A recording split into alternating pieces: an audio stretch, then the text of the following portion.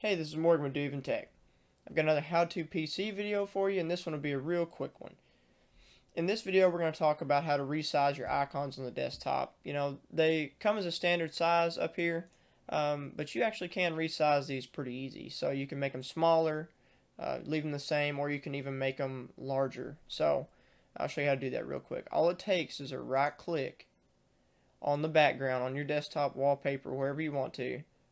Hover over View, and here you have a quick click option of how to make the icons smaller, leave them the same, or make them larger.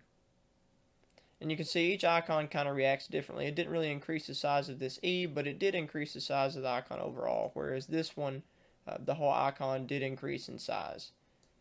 So if we want to change it back, we can change it back. If we want to make it smaller, we can make it smaller. I'm going to leave mine on medium. Now this is Morgan with DoYouEvenTech, and we'll see you again in the next video.